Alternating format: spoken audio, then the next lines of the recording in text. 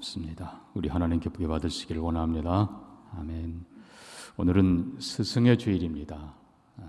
물론 교사주일이라고도 부릅니다만 옛부터 우리는 스승을 부모처럼 여겼습니다.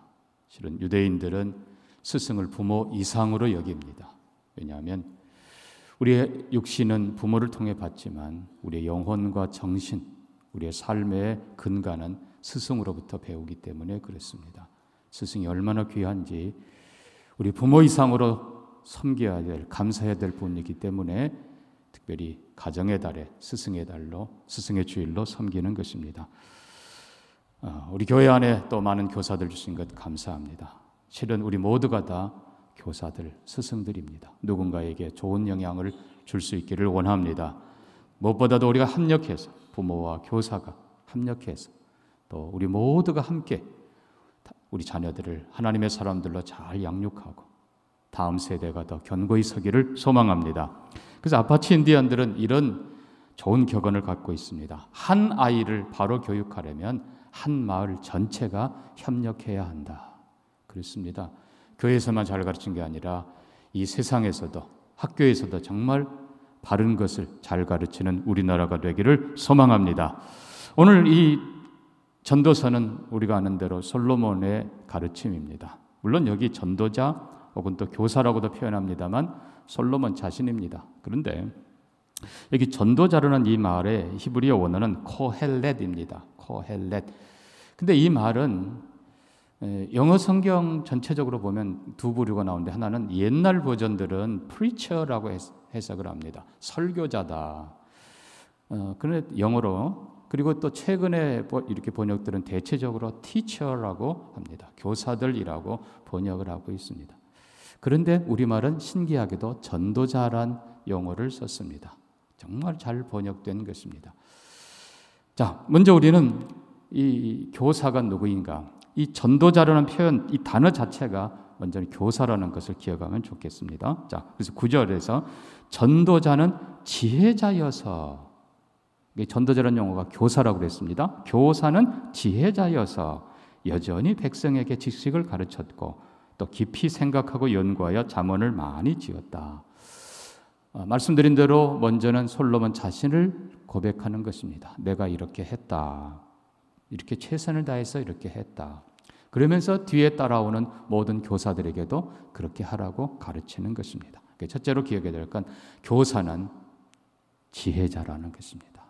지혜가 없으면 교사가 될 수가 없어요. 그냥 자격증이 중요한 게 아니라 정말 하나님이 주시는 지혜의 사람들이 되기를 바랍니다. 그래서 전도자는 지혜자여서 그래서 백성에게 지식을 가르쳤다. 자기만 아는 것이 아니라 남에게 전해주는 거예요. 그래서 내게 주신 지혜, 내게 주신 은혜, 내게 주신 축복을 다음 사람에게 전해주는 것. 우리가 아는 대로 가르치는 것은 두 번 배우는 거예요. 나도 배우고 가르치면서 또 배우는 거예요. 정말 우리 교회 안에 우리 모든 교사들이, 또 우리 모두가 스승들이라고 했는데 지혜자가 되기를 바랍니다. 그리고 잘 가르치는 사람들이 되기를 바랍니다. 이것은 책임이며 이것은 또한 특권입니다. 그래서 우리 헌법에도 교육은요, 특권이에요, 특권. 특별히 우리나라는 얼마나 교육열이 높습니까? 참 감사한 일이죠. 이게 굉장한 축복입니다. 유대인들도 마찬가지로 교육열이 높습니다만 우리가 조금 더 높아요. 얼마나 감사한 일인지 몰라요. 중요한 것은 지혜를 가르쳐야 된다는 것입니다. 지식이 아니라 지혜를. 그래서 잠언이 말하는 지혜는 하나님을 아는 지혜입니다. 잠언이 말하는 지혜는 사람의 본성을 바로 아는 거예요. 잠언이 가르치는 지혜는 자연의 이치를 바로 깨닫는 것입니다. 그래서 여기 전도자는 지혜자여서 몇 가지 중요한 게 나옵니다. 첫째는 여전히라는 표현을 썼습니다. 여전히 변함없이 배우고 변함없이 가르치고 진리와 지혜에 대해서 변함없는 책임감을 가진 사람들 되기를 바랍니다. 오늘 우리가 3부 예배 때 근속 교사들 좀 표창을 할 겁니다만은 하고 싶으면 하고 말고 싶으면 말고 아니에요. 우리의 건강도 보십시오. 운동하고 싶으면 하고 하기 싫으면 말고 먹고 싶으면 잔뜩 먹고 안 먹고 싶으면 안 먹고 그러면 다 무너지는 거예요. 여러분 이 여전히 변함없이 이것이 정말 지혜의 길입니다. 이것이 바른 교사의 길이고 건강한 길입니다. 우리 모든 성도들이 여전히 변함없이 말씀 사랑하고 변함없이 말씀 가르치고, 여러분 부모가 가르치는 부모가 왔다 갔다 하면 애들이 헷갈리는 거예요. 마찬가지예요. 사람도 너무 자주 바뀌는 것이 좋은 거 아니에요.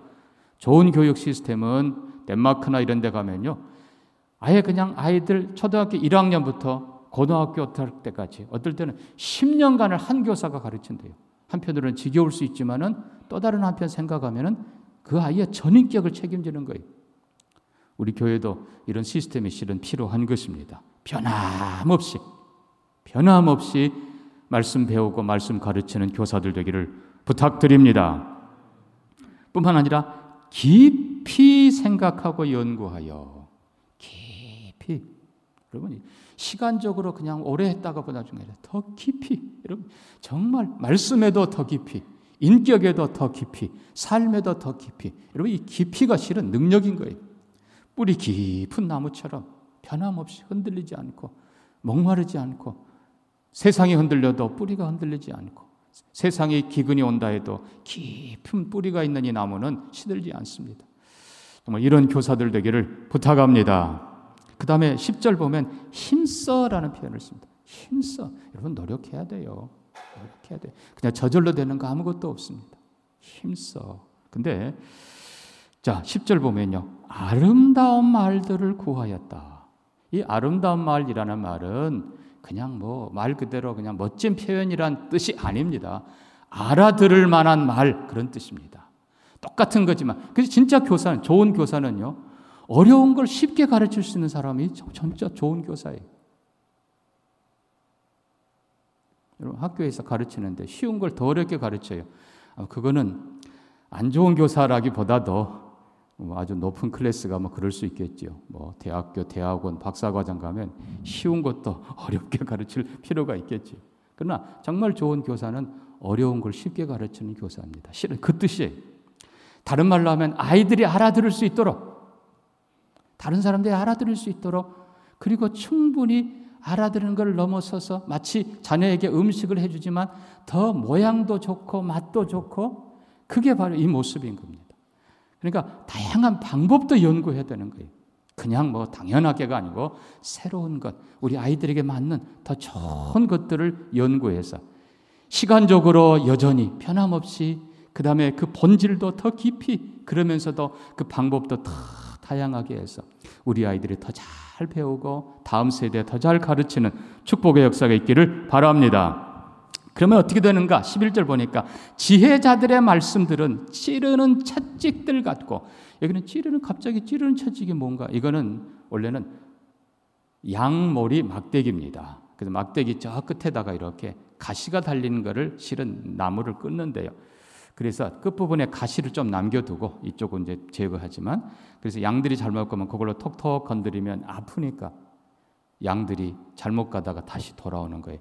그래서 스승의 말씀, 스승이 바로 가르치는 말씀은 요 양을 모리하는, 짐승을 모리하는 이 가시나무처럼 한마디만 톡톡 해줘도 금방 알아듣고 바른 길로 가게 만든다, 그 뜻입니다.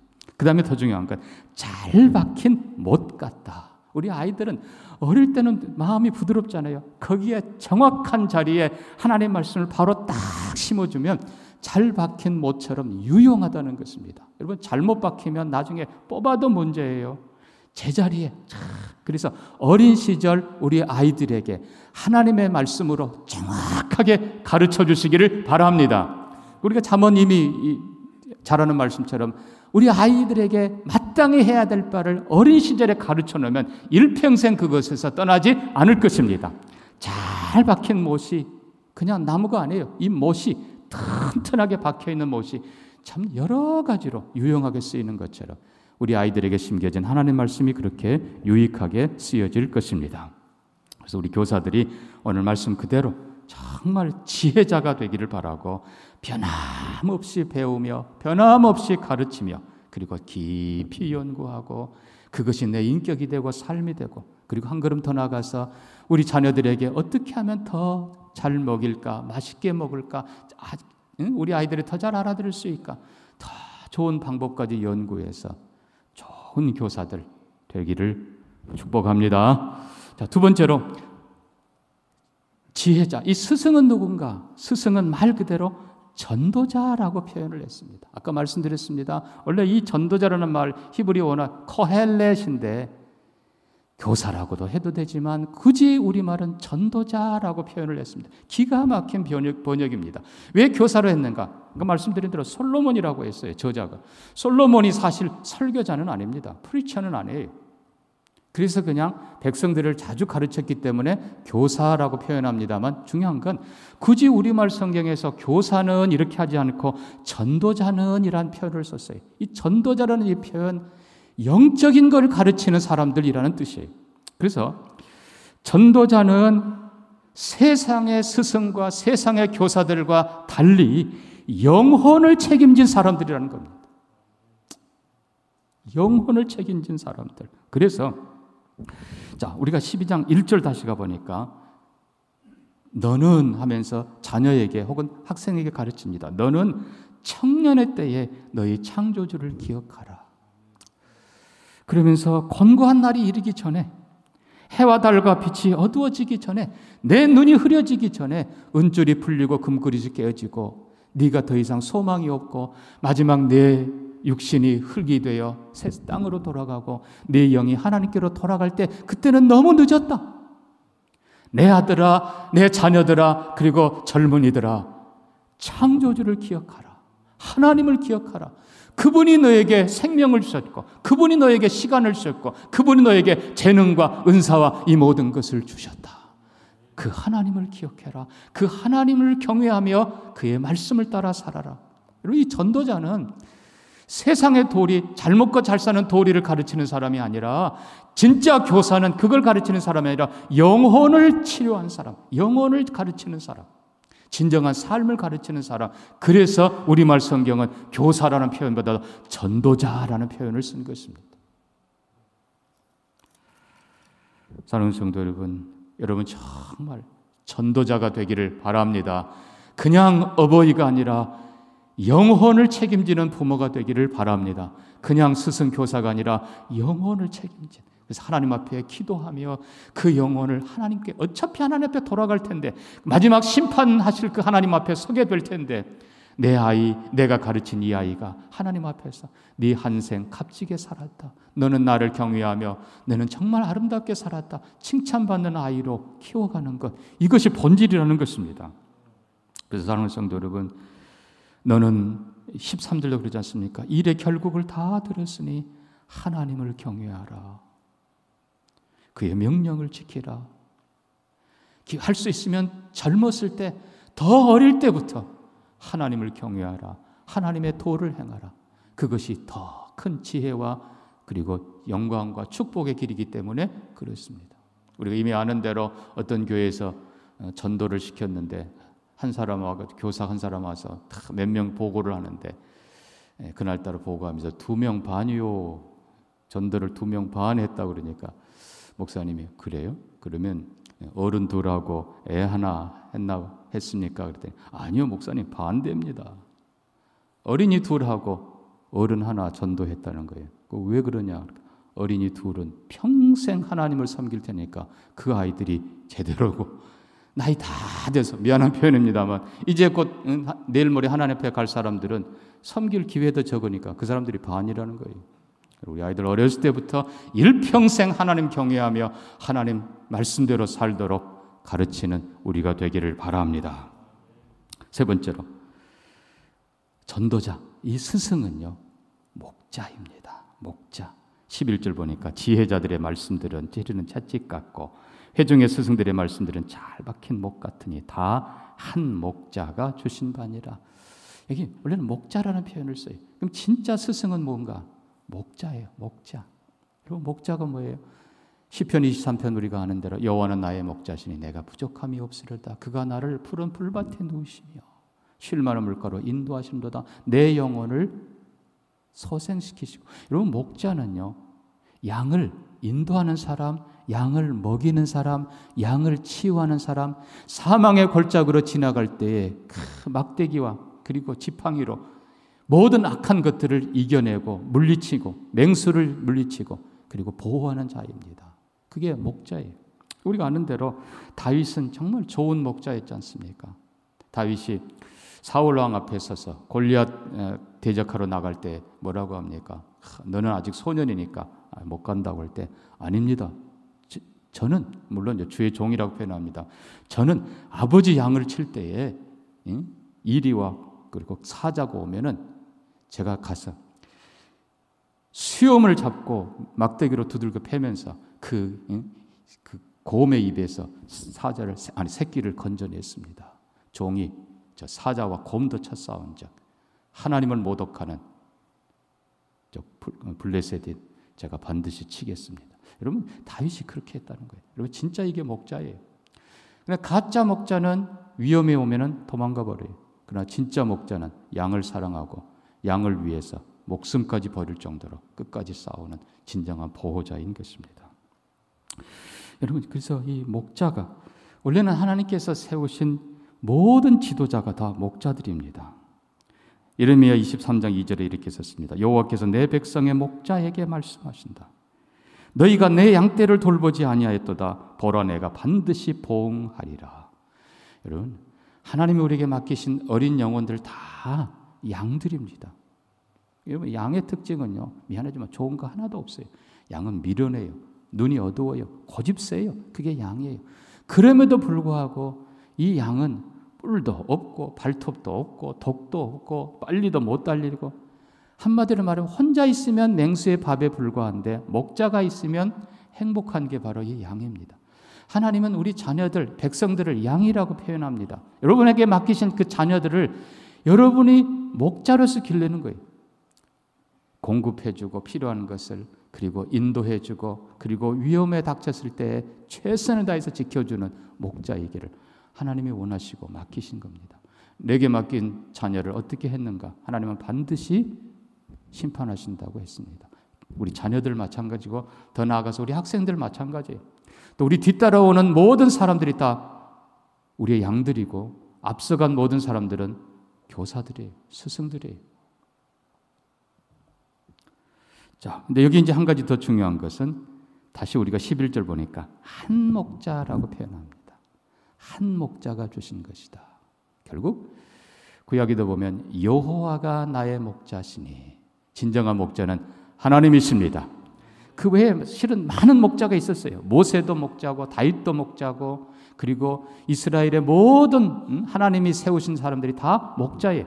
근데 이 모든 목자가 다 한 목자가 세운 사람들이라.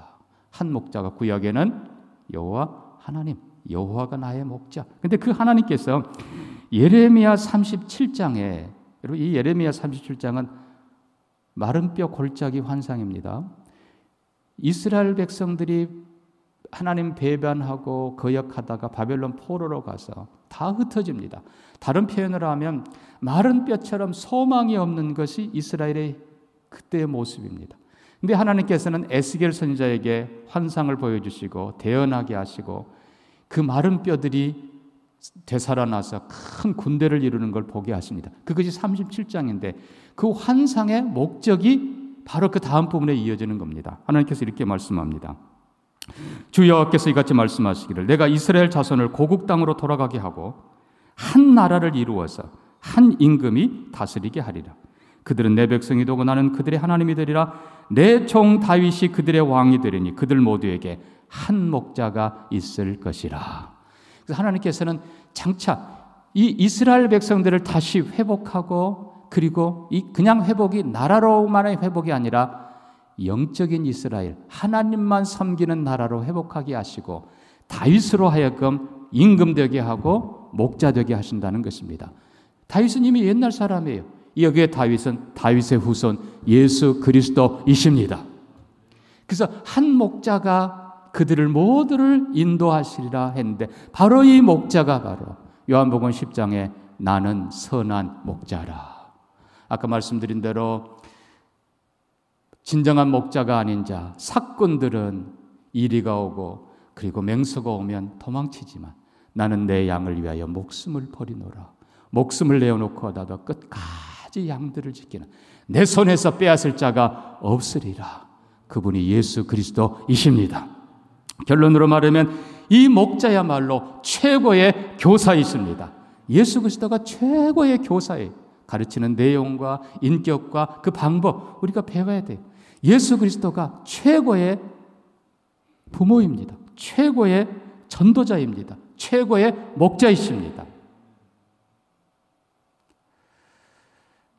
이미 다 아마 아시는 분도 있겠습니다만 2차 대전 때 폴란드의 소아과 의사고 그리고 교육학자 그리고 아동문학가이기도 했던 야누스 코르작이라는 분이 있습니다. 이분이 전쟁이 터지고 많은 고아들이 생기자 소아과 병원을 바꿔서 고아원을 운영을 합니다. 물론 폴란드 학생들도 많이 오지만 아이들도 많이 오지만 거기 유대인 아이들도 많이 왔습니다. 근데 아니나 다를까 얼마 후에 독일군들이 옵니다. 나치군들이 와서 유대인들을 잡아갑니다. 아이들을 잡아가요. 유대인 아이들이 벌벌 떨면서 가지 않으려고 그냥 이 코르작 이 선생님에게 매달립니다. 코르작 선생님 아이들을 말려보려고 막아보려고 애를 썼습니다만 이 나치 군인들이 당신은 살려둘 테니 여기에 관계하지 마시오. 그럼에도 불구하고 그 아이들을 위해서 코르작 선생은 얘기합니다. 내가 이 아이들의 선생입니다. 내가 이 아이들을 끝까지 함께 할 것입니다. 함께 포로 수용소로 갑니다. 두려워하는 그 아이들과 함께 마지막에는 가스실까지 함께 들어갑니다. 그것이 마지막 소풍이란 제목으로 영화도 만들어지고 이렇게 됐습니다. 아이들, 내가 맡은 아이들인데 내가 끝까지 함께 합니다. 여러분, 바로 그분이 예수 그리스도이십니다. 오늘 우리 교사가 그래야 돼요. 내가 맡은 아이, 내가 끝까지 책임지겠습니다. 사랑하는 성도 여러분, 말씀을 우리가 정리하면서 좋은 교사, 좋은 부모, 우리가 그날 꼭 기억해야 될 것이 있어요. 지혜로운 자이어야 되는데 이 지혜가 내게서 나오지 않는다는 것입니다. 지혜의 근원은 하나님이십니다. 그리고 지혜의 통로는 하나님의 말씀입니다. 시편 119편 말씀대로 내가 하나님의 말씀을 묵상함으로 내 지혜가 스승보다 더하니이다. 내 지혜가 원수보다 더하니이다. 내 지혜가 노인보다 더하니이다. 그래서 우리가 본문을 다시 보면요, 12절에 내 아들아 또 이것들로부터 경계를 받으라 하는 이 말은 계속해서 배우라라는 뜻입니다. 계속해서 배우라. 여러분 다시 얘기합니다. 내가 어느 정도 지혜가 있다 생각하면 그때부터 우리는 내리막길입니다. 끝없이 우리는 지혜의 근원이신 하나님을 신뢰해야 됩니다. 끝없이 지혜의 통로인 이 샘물 되는 하나님의 말씀을 사모해야 됩니다. 우리에게서 말씀이 사라지면 지혜도 사라지는 거예요. 말씀이 사라지면 생명도 사라지는 거예요. 말씀이, 지혜가 늘 풍성한 교사들 되기를 바랍니다. 그런데 12절은 또 이상한 단어를 썼어요. 계속 배우라라고 해놓고 많은 책들을 짓는 것은 끝이 없고 많이 공부하는 것은 몸을 피곤하게 하느니라. 갑자기 왜 이상한 말을 해요? 중요한 건 이겁니다. 하세요. 배워야 돼요. 책도 지어야 돼요. 연구도 많이 해야 돼요. 그러나 여러분 중요한 것은 책을 많이 짓고 연구를 많이 하는 것, 그것이 목적이 아니라 지금껏 배운 이것 가지고도 우리는 하나님을 바로 알게 되고 메시아 구세주를 바로 알게 되고 삶의 도래를 바로 알기 때문에 13절입니다. 일의 결국을 이미 다 들었으니 본질에 충실하라는 것입니다. 아무리 많이 배워도 본질을 잃지 않아야 됩니다. 아무리 유명해져도 본질을 잃지 않아야 됩니다. 본질이 바로 하나님을 경외하는 것입니다. 본질이 바로 하나님의 말씀을 따라 사는 것입니다. 그래서 말씀을 따라 사는 거기서 하나님께서 지혜를 주시고 그걸로 우리의 삶은 계속해서 변하는 겁니다. 우리 앞에 무슨 일이 닥칠지 몰라요. 우리는 계속해서 양식이 필요하고 계속해서 신령한 물이 필요한 것처럼 계속해서 하나님의 지혜가 필요한 것입니다. 말씀으로부터 늘 지혜를 공급받는 우리 귀한 교사들 되기를 축복합니다. 언제나 한 목자, 한 주님 예수 그리스도를 기억하면서 언제나 주님 바라보고 언제나 주님 배우고 언제나 주님 닮아가는 우리 모두가 되기를 바랍니다. 베드로전서 5장 1절에서 이렇게 썼습니다. 장로들에게 권하노니 너희 중에 있는 하나님의 양무리를 치되 하나님의 뜻을 따라 자원함으로 하며 양무리의 본이 되라. 그리하면 목자장이 나타나실 때에 시들지 않는 영광의 관을 얻으리라. 여러분, 교회의 우리 장로님들이 실은 교사들이에요. 교역자들 당연히 교사들이에요. 부모들도 다 교사들이에요. 우리 자녀들에게 본을 보여주시기를 바랍니다. 칸트가 이렇게 했습니다. 좋은 교사, 보통의 교사는 말로 가르치는 교사이고, 좋은 교사는 본을 보이는 교사이고, 위대한 교사는 영감을 주는 교사이다. 위대한 교사, 하나님을 가르쳐주는 것, 삶의 바른 도리를 가르쳐주는 것, 그것이 위대한 교사입니다. 예수님 더 많이 닮기를 바라고, 정말 좋은 교사, 본을 보이는 좋은 교사를 넘어서서 위대한 교사들, 하나님을 보여주고 영원한 나라를 보여주고 값진 생을 살도록 영감을 주고 도전을 주고 지혜와 그리고 은혜를 베풀어주는, 보호해주는 좋은 교사들 되기를 주의 이름으로 축복합니다. 말씀 기억하면서 같이 한번 기도합니다. 부모도 교사라고 했습니다. 교회 직분자들 교사입니다. 특별히 또 교회에서 가르치는 우리 교사들, 하나님 이런 사람들, 지혜자들 되게 해 주옵소서. 전도자들, 영혼을 책임지는 전도자들 되게 해 주옵소서. 좋은 예수님 닮은 좋은 목자들 되게 해 주옵소서.